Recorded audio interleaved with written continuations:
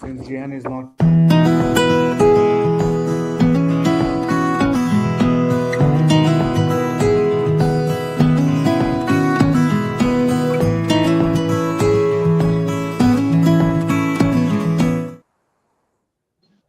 Dear viewers, today is 17th May 2026. In 1981, today, our leader, the President of Bangladesh Awami League and the successful Prime Minister of Bangladesh, Sheikh Hasina, returned Bangladesh after her father and the father of the nation, Bangabandhu Sheikh Mujibur Rahman, along with his family, were brutally murdered on 15 August 1975. Hence, today's discussion is important. Bangladesh is currently undergoing a systematic dismantling of its democratic fabric, not through a single event, but through a calculated erasure of political and legal pluralism. Since the ban on the Bangladesh Awami League under the Anti-Terrorism Act in May 2025, we have moved beyond a political crisis into a human rights catastrophe. The numbers are staggering. Between August 6 and September 25, 2024, police lodged cases against 92,486 people, most of them related to murder. Nearly 400 former ministers, members of parliament, and other Awami League officials have been named in over 1,170 cases, which also include hundreds of unnamed individuals. According to the Dhaka-based human rights support societies, at least 349 cases were filed against leaders and activists of various political parties. Most of them are against the Awami League leaders. Between the July 2024 demonstrations and January 31 of this year, with 29,772 people named as accused and more than 65,000 cited as unidentified suspects. Reports document at least 24 custodial deaths of Awami League members since Dr. Muhammad Yunus assumed power. According to a report by the human rights groups, at least 40 people had been killed by law enforcement since the interim government took charge, including 14 who allegedly died due to torture. But there is a second, quieter purge happening in our courtrooms. Justice Makers Bangladesh in France has recently flagged a disturbing trend in the Supreme Court Bar Association election and district bar elections of Dhaka, Naranganj, Mymensingh, Khulna, Sunamganj, and many others. Lawyers who identify with the Awami League or who simply uphold the high ideals of the 1971 Liberation War are being systematically barred. Their nomination papers are rejected, their physical access to filing is blocked, and they are being filtered out of the legal profession based on political identity rather than professional qualification. The Law Society of England and Wales and the Council of Bars and Law Societies of Europe have condemned these kinds of bar elections. Today, we examine the human rights situation, the political fallout of the ban, and the death of the legal defense in Bangladesh. Joining me tonight is Paulo Casaca, Executive Director of the South Asia Democratic Forum. Paulo has been a consistent voice for human rights in the region and has closely monitored the descent into political exclusion in Bangladesh. Paulo, welcome. Our second panelist, Barrister Mohibul Hassan Chaudhry Naufel, former Minister for Education and an advocate of the Supreme Court of Bangladesh. As a prominent legal mind and political leader who is himself facing weaponized legal charges in absentia, Barrister Naufel joins us from exile. Welcome to the program, Barrister Naufel. As our third guest, we have Dr. Masum Billah, a distinguished human rights lawyer and academic who has been documenting the specific targeting of the legal profession. Dr. Billah, it is an honor to have you. So the first question regarding, and first of all, our segment one is the human rights catastrophe. And our first question is to Paulo Casaca. Paulo, you have described the recent trajectory of Bangladesh as a new venue for totalitarianism and called certain judicial proceedings an extortion racket. Beyond the domestic borders, what kind of threat does this total ban on a mainstream political party and the rise of extremist influence pose to the stability of the South Asian region as a whole? Paulo. Well, good afternoon for the organizers in London. Good evening for Tapas in Germany. I really would like very much to commend the work you have been doing. Tapas, your latest report on the dismantling the EU monitoring report on the elections in Bangladesh is really a masterpiece that Thank you. really is the most solid pillar for us to understand what is going on. Well, Bangladesh is under a dictatorship. There is a mass violation of human rights, especially of minorities, of women, and journalists, political opponents. This in itself, unfortunately, is not very rare in the world space. But what is really more dramatic, and this is dramatic to Bangladesh, and it is perhaps even more dramatic for the so-called international community based in principles, is that this is done on the basis of complete inventions and lies and misuse of the concepts like democracy, accountability, and human rights. And this sort of speech that, as I said before, makes me really remember Orwell. Reading a romance of Orwell is reading what is getting out of the authorities is being whitened, is being washed by the international community and namely by the European Union.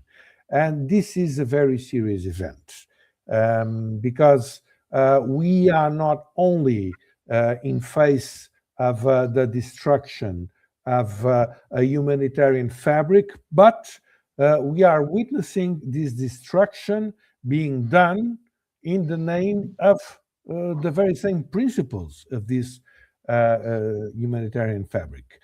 So to launch tens of thousands of cases against people, for instance, Shariar Kabir, who never really took a weapon in his hand, for murder and genocide, absolutely with no objective basis whatsoever, is tantamount to say that whoever the people in power want to persecute will be persecuted because it's very simple.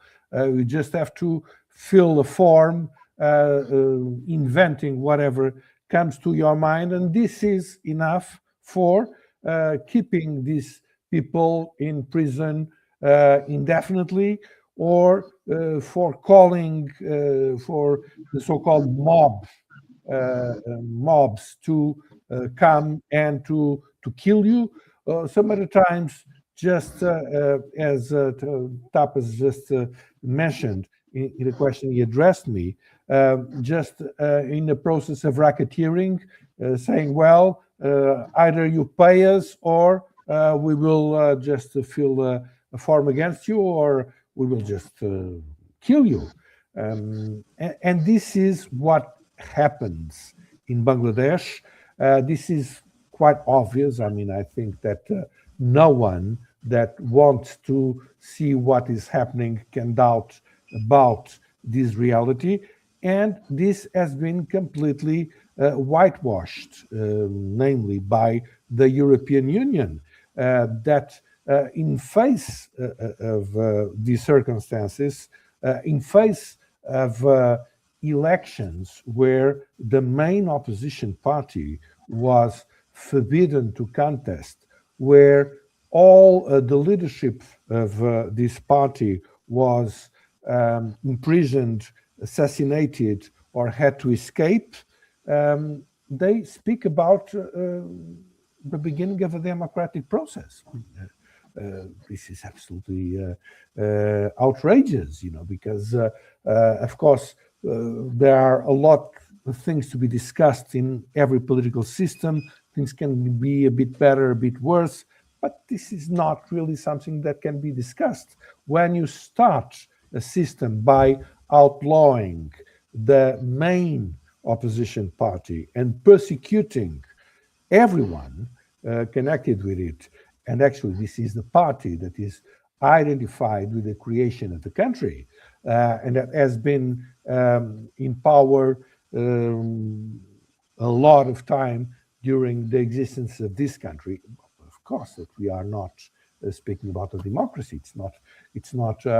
The question cannot even be asked because it's so obvious.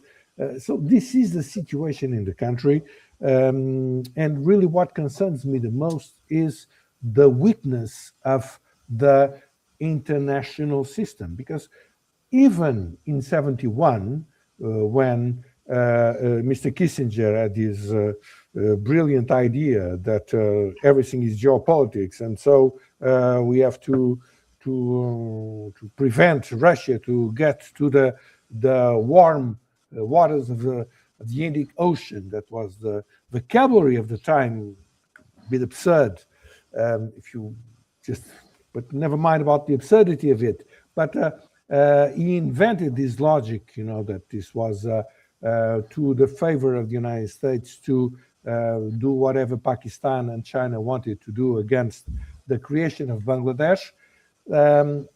We had a public opinion that, to a large extent, managed to stop this process of Western support to the genocide, and we are not seeing it now.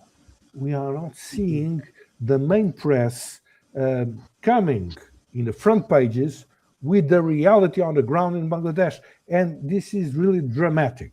That's what perhaps is concerning me the most. Right. The major thing that you have mentioned, that everything is geopolitics, and due to the ban of Bangladesh Awami League, we can clearly see the weakness of the international system being exposed. Now, my second question is to Barrister Naufel. Barrister Naufel, the first question that I want to ask is, with over 500,000 grassroots activists trapped in nearly 1,600 fictitious ghost cases, how can the remnants of the legal framework handle this overwhelming volume of political prosecutions without completely collapsing the civil liberties of ordinary citizens? Am I audible? Yeah.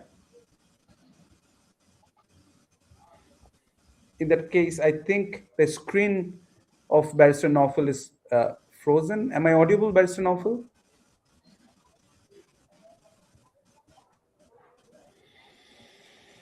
Okay, in that case, I will go to Dr. Billa, and then we will come back.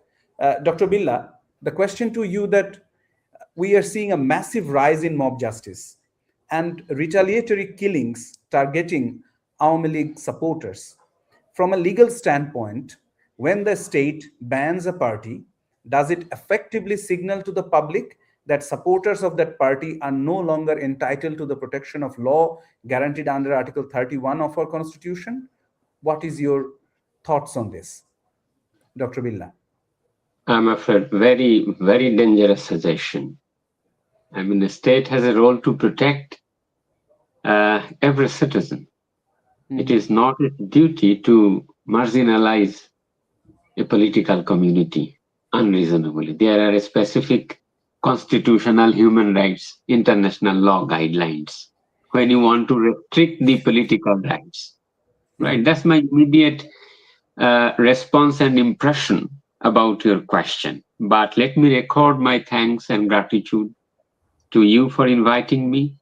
It has always been a pleasure to share the screen with Paolo Casaca and obviously with Barrister Naufel.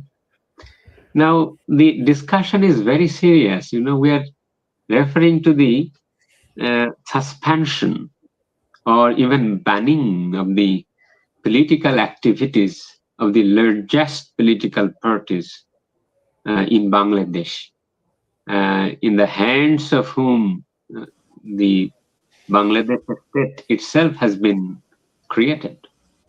The constitution itself was framed by the lawmakers of Awami League back in 1972. Look at the electoral record. They have commanded almost 25% to 98% in different election history that has taken place in the country.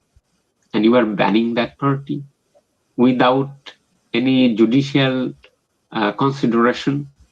No case was decided by the court, by an unelected government through an executive order. The election commission simply banning its registration, right? And the subsequent elected quote and unquote government confirming the ordinance. And look at the law they have used to ban the activities. The Anti-Terrorism Act passed back in 2009 at the background when there was a rise of international terrorism, and it is being completely misused, abused in a wrong manner to suppress the political dissidents. That has been the travesty of fate and irony of fate as well. Now, you have referred that whether the constitution asked the government to marginalize a particular political community in that way. Obviously not. Let me refer Article 27, the frequently referred article, which speaks about equality before law, equal protection of law. Not only this article, look at the due process clauses of 31, 32, and even the whole fabric of fundamental human rights, clauses body.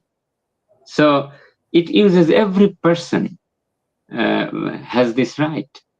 The state cannot deprive of life, liberty, body, property, reputation, your fundamental right to assembly, association, freedom of expression, freedom of conscience and thoughts.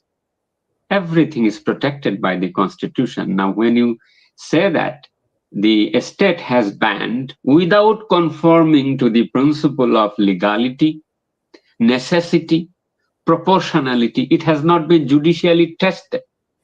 So how can you ban this? It suggests that you are entering into the realm of dangerous terrain of constitutional ideas. So it is de facto, I will argue, Barrister Ball, that it is de facto a suspension of constitutional attributes of a citizen, of a person. And it does not only bring legal consequences, it also invites symbolic as well as sociological consequences. The issue is not merely legal. It is also a civilizational question because it subjects the pluralistic approach, as you have rightly mentioned in the very title of today's discussion, that the argument of pluralistic democracy is subjected to the majoritarian idea of legality. So this banning has not conformed to the tested, established principle of restricting political activities. So I argue that this is completely does not win the test of legality and constitutionality. I rest here for the time being. Thank you very much. So we have Barrister Naufal with us. We will ask him that he has already heard what Dr. Billah said, that de facto ban on constitutional rights because of this mob justice. But the question to Barrister Naufal is that with over 500,000 grassroots activists trapped in these fictitious ghost cases, how can the remnants of the legal framework handle this overwhelming volume of political prosecutions without completely collapsing the civil liberties of ordinary citizens. That's lawful. Thank you. Thank you. I mean, I think both the speakers have rightly pointed out the challenges the Bangladeshi legal system now faces. I mean, these 1,600 cases that you've mentioned, I just wanted to also add on this point that it's not just that the criminal legal justice system has been overwhelmed with these cases, but at the same time, they have formed a complete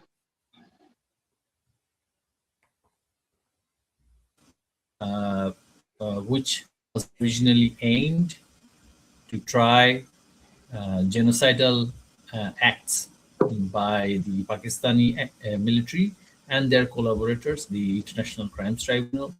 They have made certain illegal amendments, and I should say through executive order, because the interim government was not a duly constitutional government and it was not elected by the people.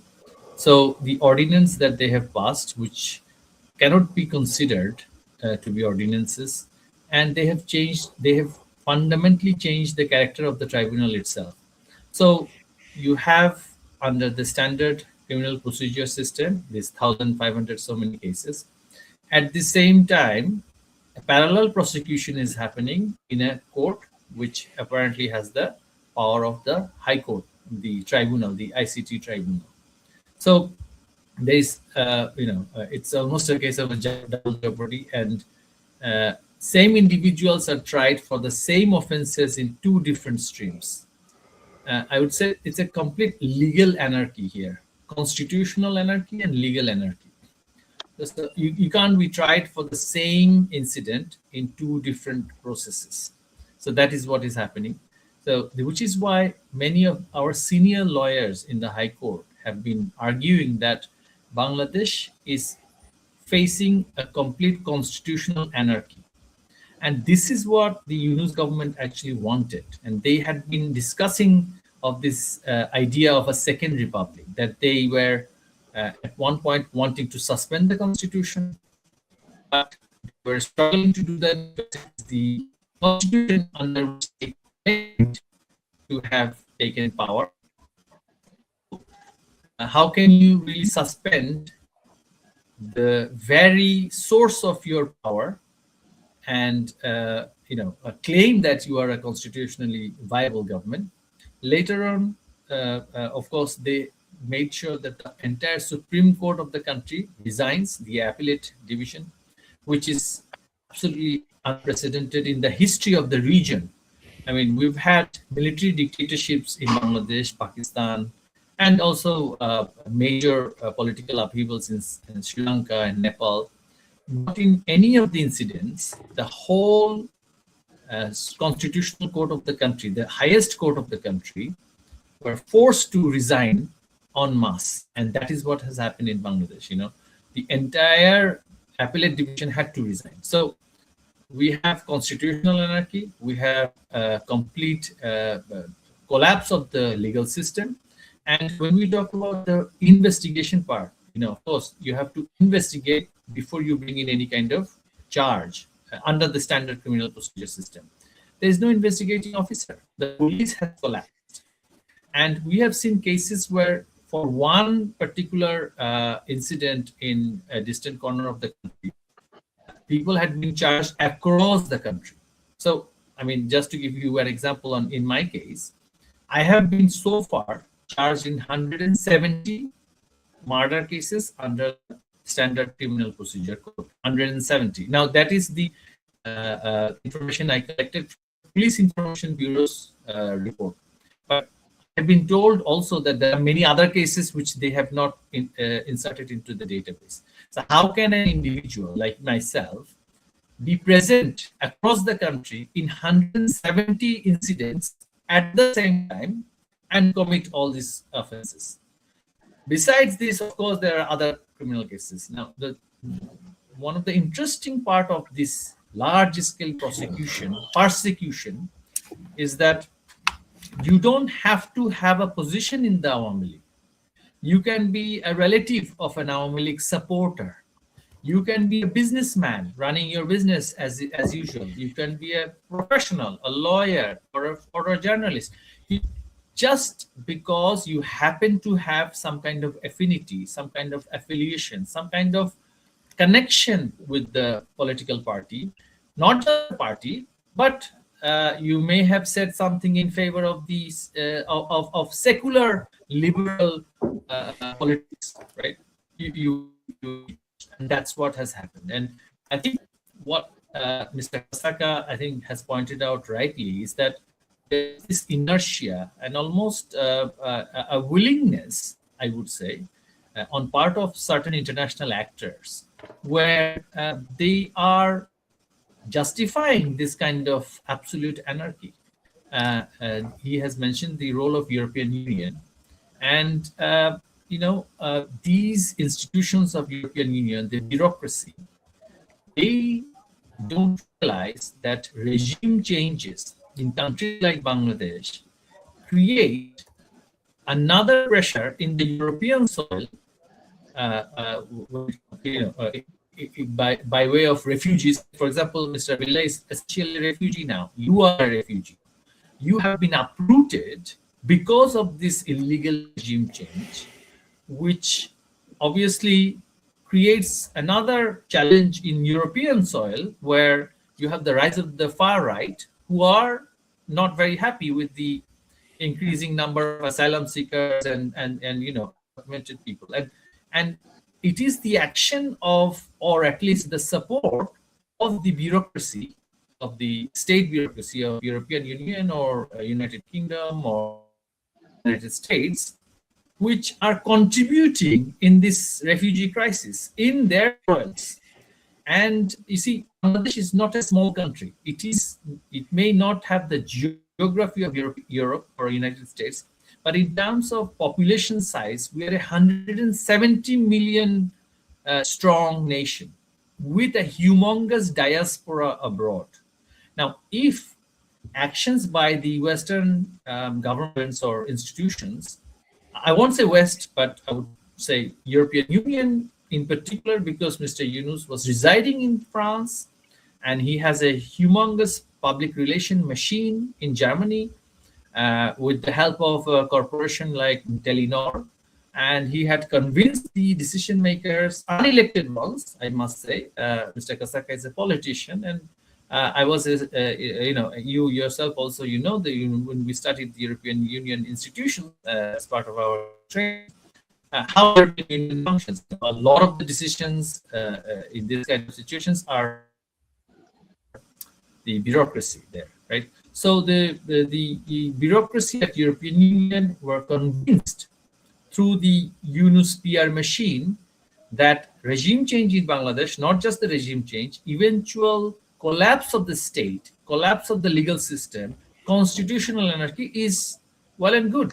It's good for Europe. It's good for the world. It's good for his so-called, concept of freedom, which is just nothing but a neoliberal fantasy.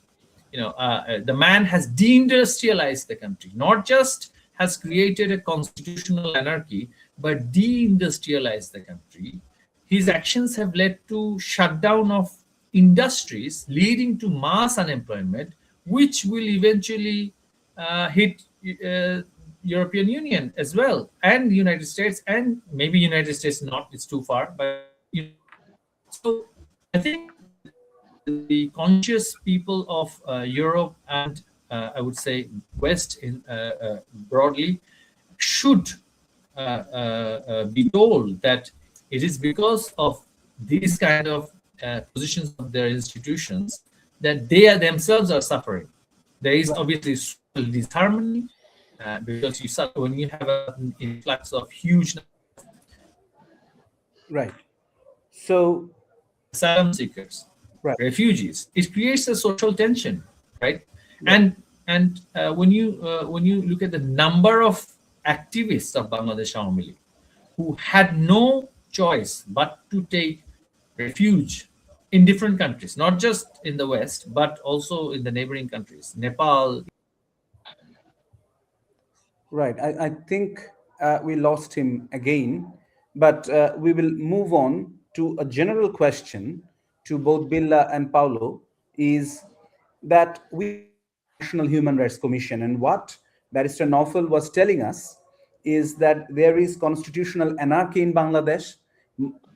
People, I mean, especially lawyers, cannot go to the Supreme Court of Bangladesh and file judicial review or writ petitions, right? In this situation, we were supposed to get redress from National Human Rights Commission, but unfortunately, this watchdog, National Human Rights Commission, is silenced. So where do the victims of these false cases go for redress? Very quick answer. From Paulo first, that what do you think, that if the National Human Rights Commission does not work, where should these victims go for redress? Very Well, there has been some United Nations bodies, namely those who are connected with unlawful prisons, that have made a very clear position, and I think that the engagement with them should be reinforced. But of course, this is not enough. I think that these opinions from these United Nations bodies must be brought to the wider spectrum of the public opinion. But, you know, as a European observer, I would like to say that I saw this coming. I mean, I saw the tremendous lobbying pressure that was made in the European Parliament, exactly through what became known as the Qatar Gate. And I saw it. I mean, I saw the immense load of propaganda that was coming through these NGOs that were formed by the so-called Soros machine, that were depicting, you know, Bangladesh like it would be, you know, an horrendous dictatorship, and of course that Bangladesh might not have been exempt of faults, like most of the countries around the world, but it was essentially a framework, a democratic constitutional framework. And I saw it coming. And as was being said previously, it's true that Bangladesh is, I think, the sixth biggest country in the world, is enormous, but actually it is very much ignored. Nobody knows about it. And it's very easy to fabricate stories about and impressions about Bangladesh. And I think that the whole of the European Union and the United States and most of the United Nations bodies position has simply to do with these lobbies.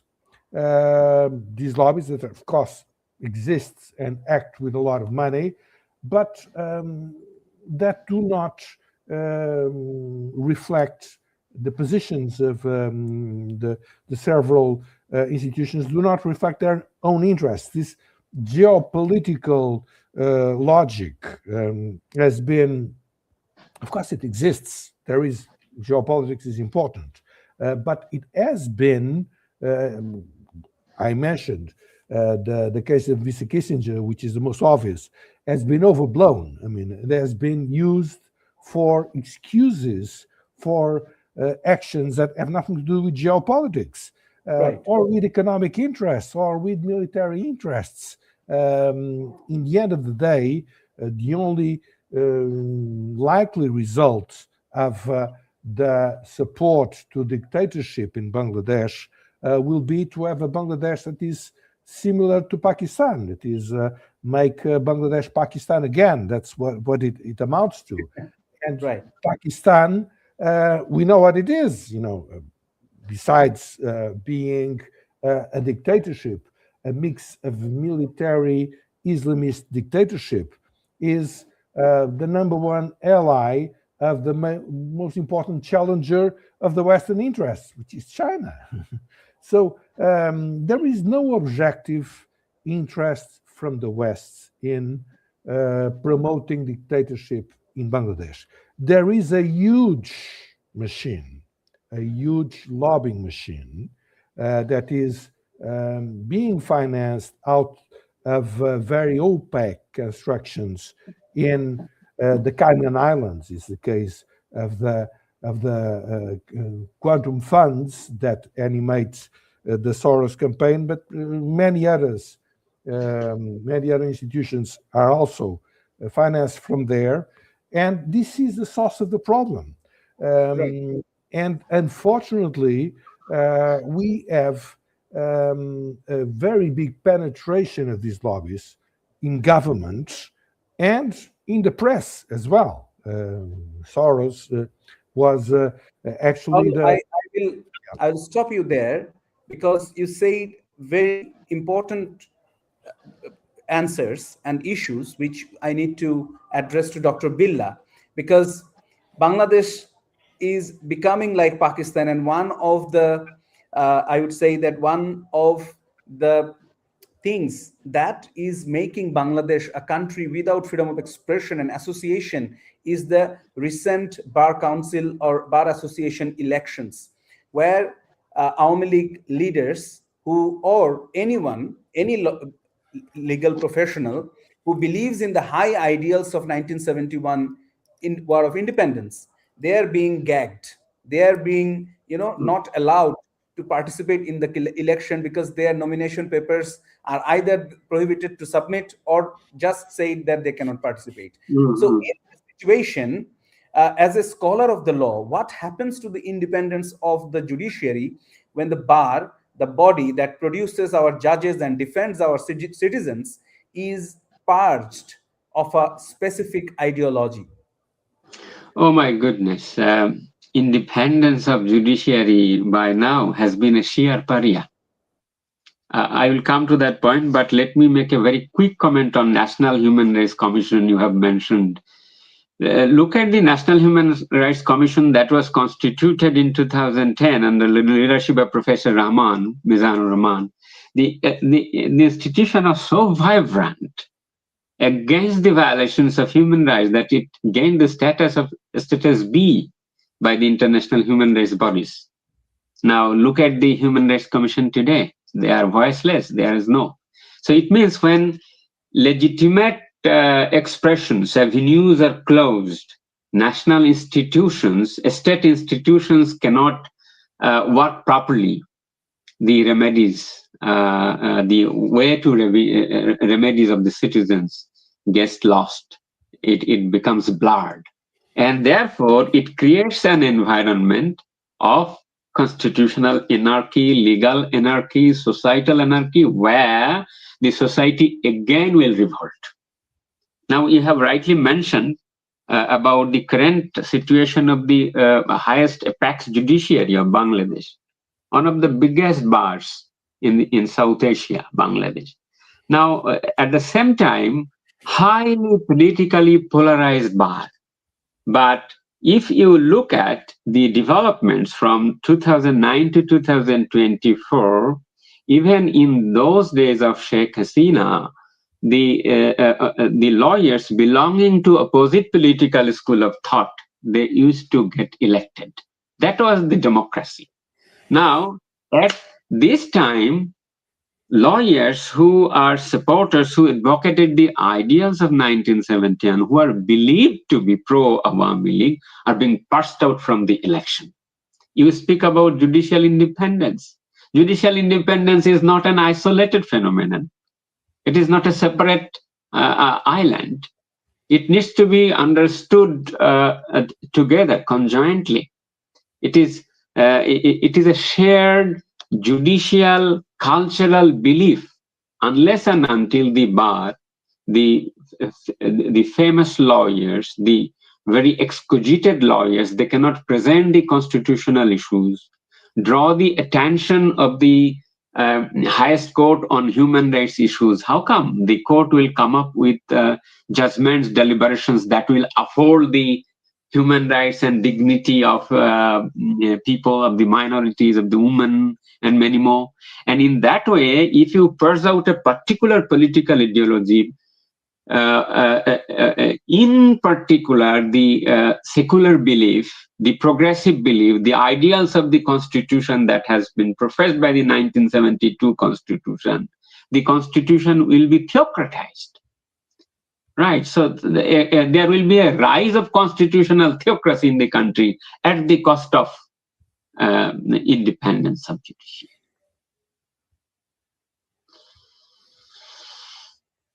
So I will go to Paulo, because Paulo, you see, you have prescribed that when the Human Rights Commission of a country does not work, then we should reach out to the UN working groups and a special procedure, right? Or even to regional procedures of European Parliament.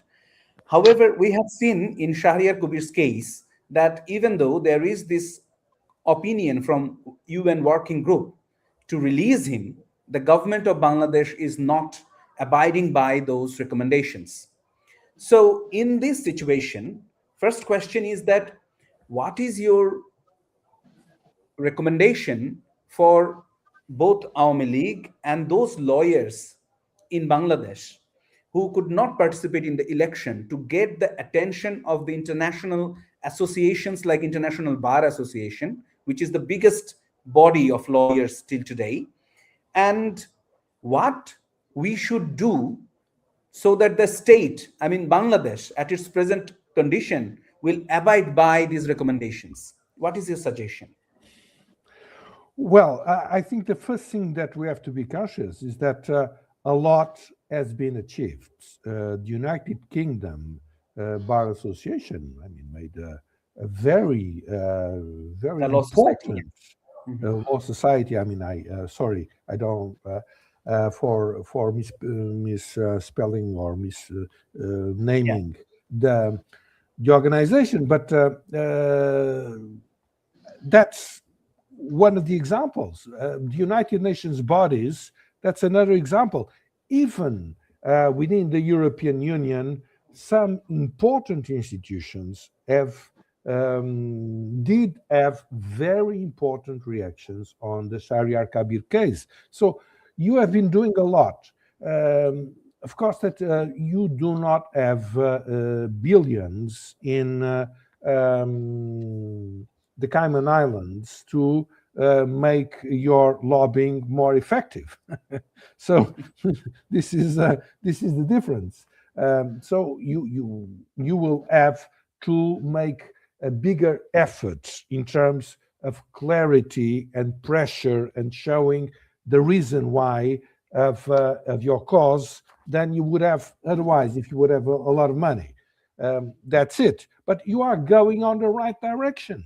Some things achieved are really remarkable. And I think that, for instance, the report that you drafted on the European Union monitoring of elections, I mean, because it's absolutely a wonderful report, because it really points out to all of the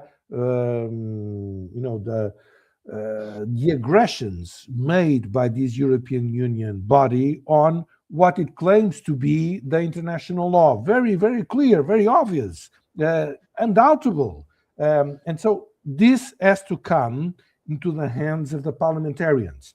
This has to come into the hands of the press. This has to be bombarded always, all the time. And do not be disappointed if you find out that the others reach higher than you do, because money is the most important argument in this world, and you do not have the money that the other side has. But you have the conviction and you have the truth, and these are very important arguments, and go ahead with them. And especially do not be demoralized. Do not believe what they are trying to do right now, which is to fabricate a logic for the European Union or the United States to be interested in the this dictatorship in Bangladesh, because I mean, there are people who have interests for sure. They have lobbying interests. They are gaining from it.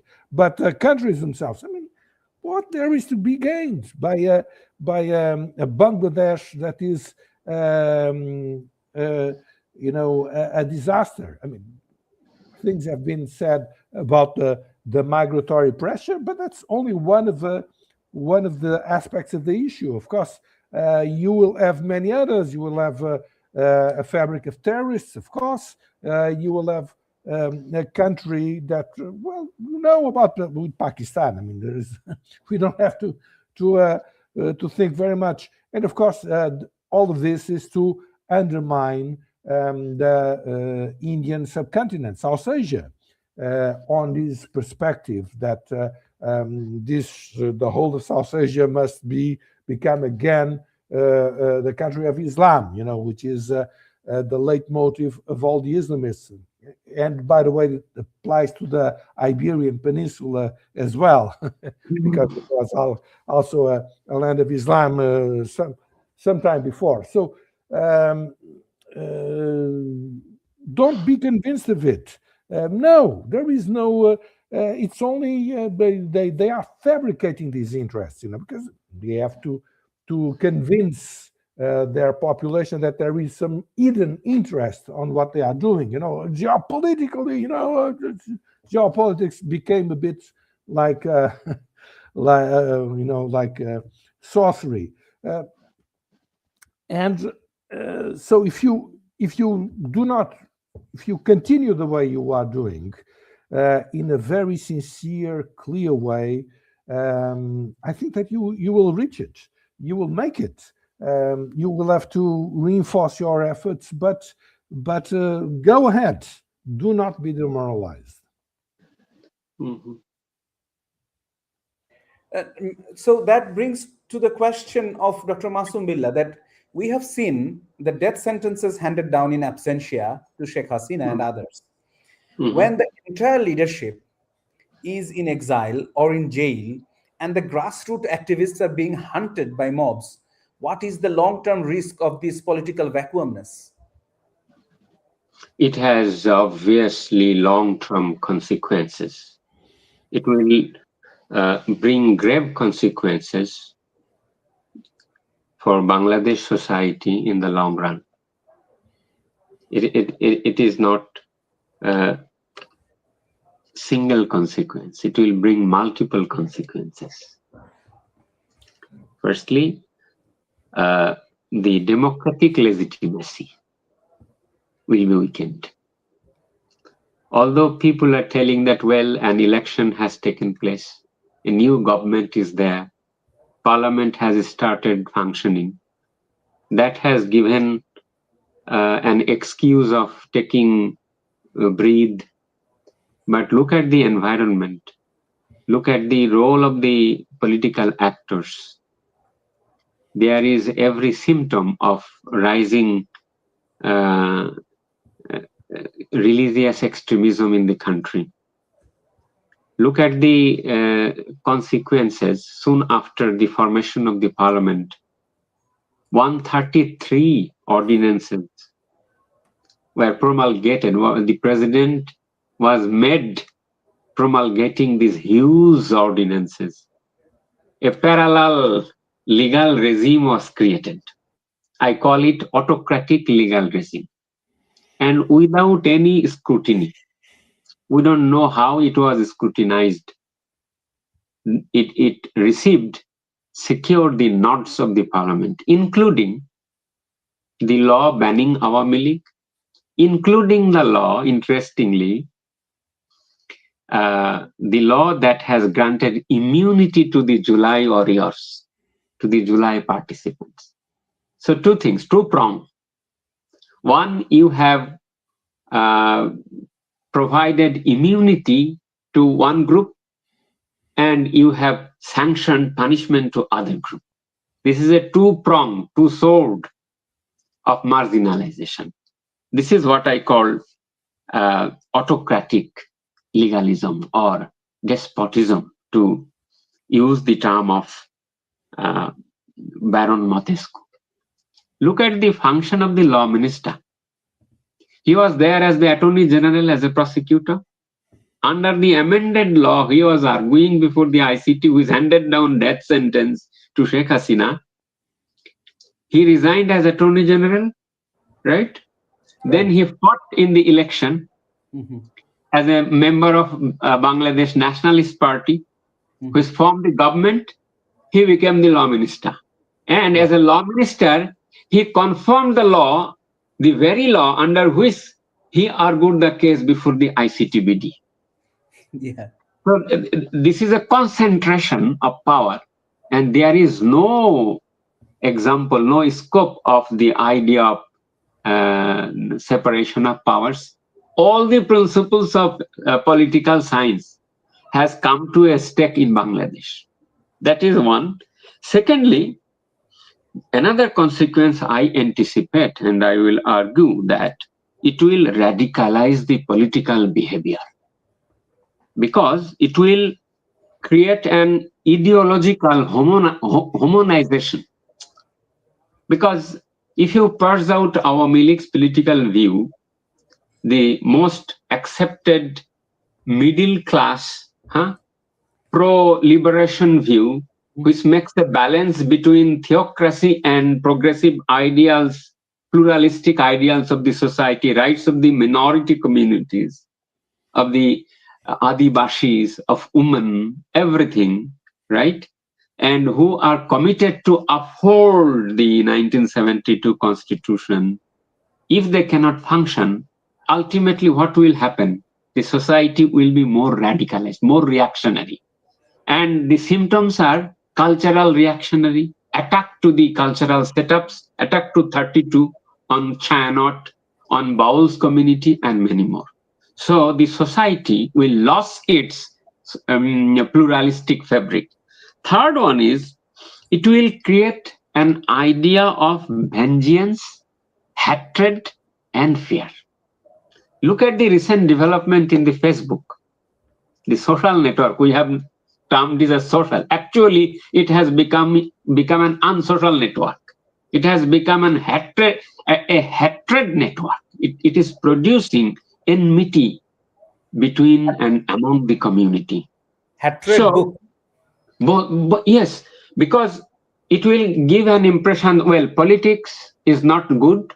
It is all about taking vengeance. It is all about creating a climate of hatred and fear. So it will convey a bad message to the new generation. Once their euphoria will rest, they will not take any decision, any time to take decisions. Well, politics is bad, so we are not into it. So they will lose everything. They will lose their knowledge. They will lose their lesson. They will lose their university. They will lose their idea of becoming a big man, or their global approach to understanding of peace, stability, pluralistic society, etc. So what we lack in current Bangladesh, and it is a crisis of trust. It is a crisis of due process. It is a crisis of political lack of political pluralism. So Bangladesh will suffer a lot unless and until the creation of confidence, the creation of dialogue, the creation of stability is restored. Thank you, Dr. Billah. So I'll ask the last question to Paulo, that from the discussions of today, it is quite evident that the present parliament of Bangladesh has become a monochrome parliament, and it has lost its legitimacy already. So what is your suggestion that how can we get back the legitimacy? How Awami League should come back on its own? And because you are the one who said that at the end of the day, everything is geopolitics. So how do you see that geopolitics is playing a role to lift the ban on Awami League and restore the legitimacy? Well, I don't think geopolitics is geopolitics is always argued, but it's not really what leads the actors. I think, unfortunately, namely in the West, their financial interests and how the lobbies are paying them are really the motors. I think that unfortunately the situation on the ground is getting worse and worse, and Bangladeshis are obviously not fools. They understand that they were deprived of a democratic way of expressing themselves, and they are subjected to a faction that is incompetent, that is not answering their desires. And this is going to be the Bangladeshis, nobody else, that is going to change the situation. That's for sure. The real problem, I mean, in the very strategic long-term perspective, is that we should see how can we make that changes of government are natural things that do not have to be done by violence and by unconstitutional methods. This is a very big question that is not easy to answer. But I think that the Bangladeshi people are the most important motor on this transformation. They cannot continue. They are not satisfied. Of course, they are not. I mean, the crisis is obvious. They are not satisfied with the lack of freedom, but they are not satisfied either with the lack of economic progress and the downfall of the economy. And so I think that you should continue the way you are. Don't lose face on your arguments. I mean, go with your arguments and repeat them, and go to every door and knock at every door with your arguments. Continue, and be strong on your convictions. Do not think that there is any geopolitical reason for the West to go against Sheikh Hasina. There is not, and these are elucubrations. I don't believe in them, and I think that sooner or later you will succeed. The Awami League will succeed, hopefully with Sheikh Hasina, if not later, but you will succeed because your cause is a just cause, is a human cause, and it deserves all the support of humanitarian people. Thank you. So, dear viewers, there is still unresolved questions. For example, how do we restore the rule of law when the equality before law has been suspended for millions? What specific steps must the international community take to ensure the Bar Association elections are free and inclusive? The ban on the Awami League is not just a political maneuver, it is a human rights emergency. How do Bangladesh get out of this? Probably in the future episode, we will get the answers. However, today is 17th of May.